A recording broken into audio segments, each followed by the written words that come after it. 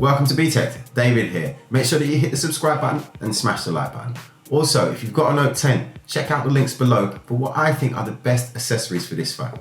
So I've been testing out the Note 10 Plus for a while. I'm very impressed with the camera.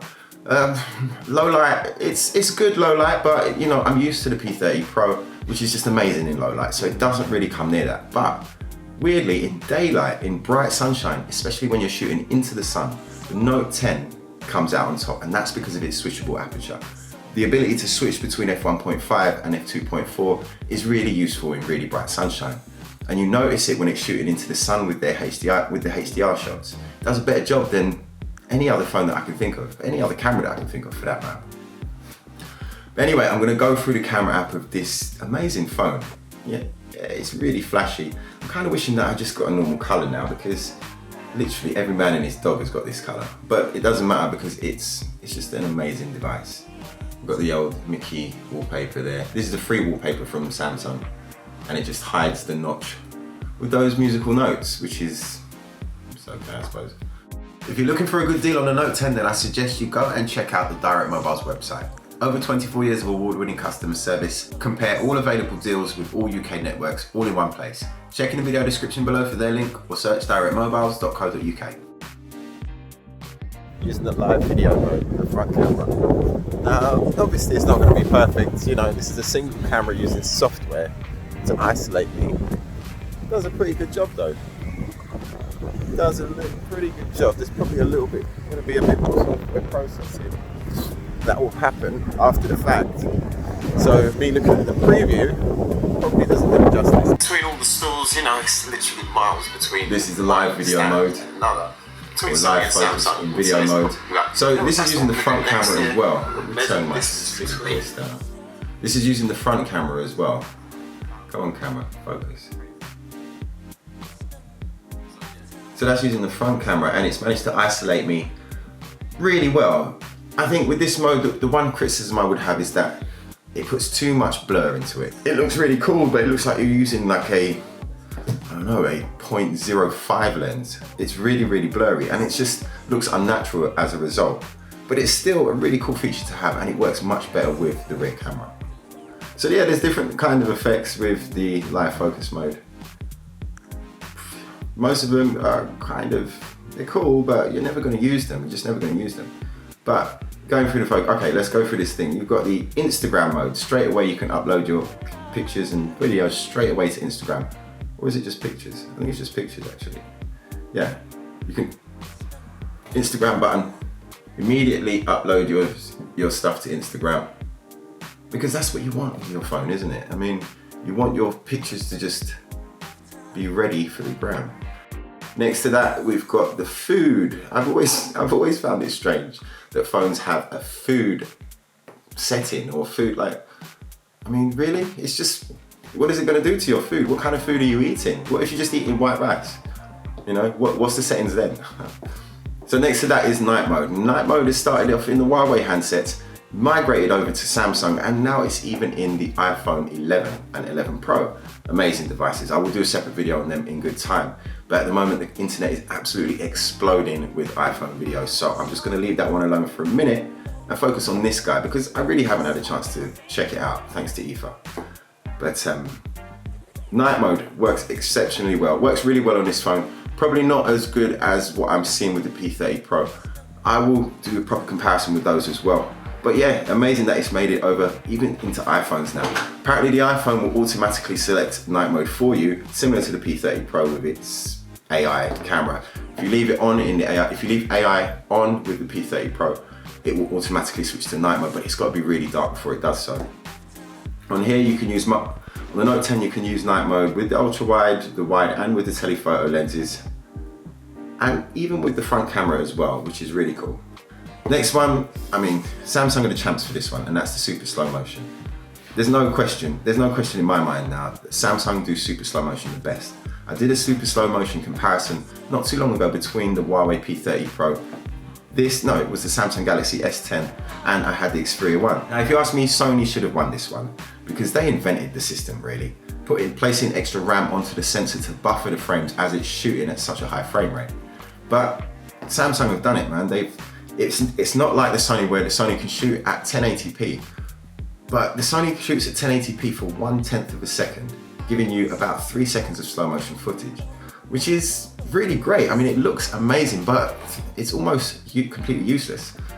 You know, 3 seconds is not really long enough to get that dramatic effect. This camera, however, will do it for up to 26 seconds in slow-mo. I think it's a 0.8 of a second recording, and that translates into 26 seconds. That's awesome, that's amazing.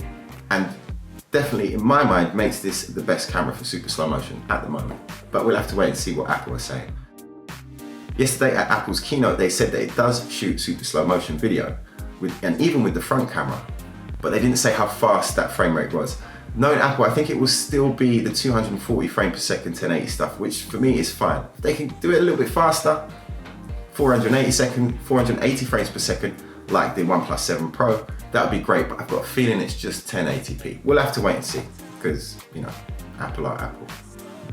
Apple like to do their own thing. Video is the next one along. 1080p, looks great, just amazing stabilization.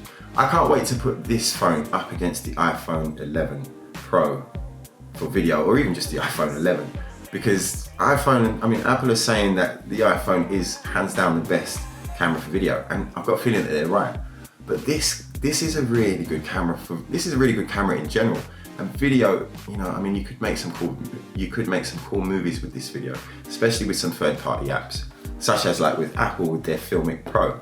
If you saw the keynote yesterday, then you'll know that Apple's Filmic Pro it's going to change the game. It allows you to get separate shots with different cameras at the same time. So you can shoot with the rear camera at the telephoto lens and at the wide angle, get those two shots simultaneously, as well as shooting with the front camera to maybe get an exchange between two people. And this is all separate videos. You'll be able to split these up and cut them into your film later. Really, really amazing. You can have one phone and it literally can be an entire suite of cameras. So I'm really impressed. I'm really, really looking forward to checking that out. Definitely going to do a comparison or do some video on the Filmic Pro and maybe put it up against the Sony Xperia 1 or the Sony Xperia 5. Hyperlapse. Hyperlapse, does anyone ever use hyperlapse? I don't know if they do. I mean, just record a video, isn't it? I mean, it's great. You get that sort of speeded up, you know, it will show you maybe an hour's worth of your day in just a few seconds. Yeah, it's cool, I can get how it works, but there's just so many features on this thing that I'm not sure that many people will actually use it or ever actually use it, but there you go. Yeah, I had a great time with this phone in Berlin. I was walking around Victoria Park with this phone, the highest natural point in Berlin, and I took some really good shots with it. But what's the overall verdict? Is it as good as something like the P30 Pro? Yes, I think it is. I think the P30 Pro definitely has its advantages, but then the Samsung Galaxy Note 10 definitely has its advantages as well.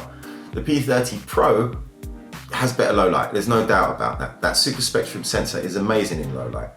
Grabbing you a really clean shot, it just can bump up the ISO so high and keep it a clean shot at the same time. The max ISO with this is nowhere near as high. Yeah, max ISO is 800 with Pro mode, which is quite disappointing. If they could get that ISO up higher, you'd get. What the hell is that? I don't even know what phone that is. Whose phone is that? Luce, your alarm's going off, I think. Is your phone down here? It's Lucy's. This is my partner's phone, Lucy's. Just a minute, just a minute.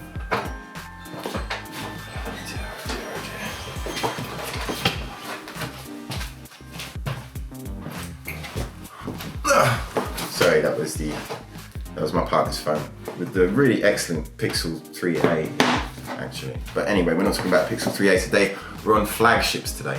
Still on the Note 10. So, how do you feel about this color? Aurora Glow, it's called. I mean, it's really stunning, but it's incredibly flashy.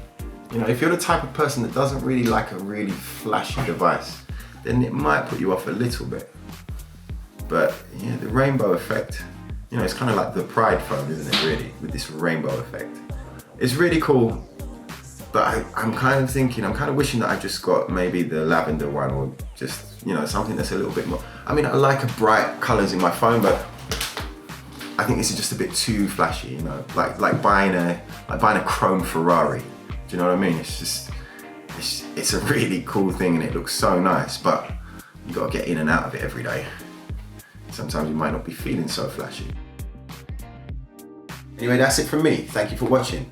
Make sure that you smash the like button, leave me a comment, and of course subscribe. And don't forget to check out those links below if you want the best, well, what I think are the best accessories for the Note 10.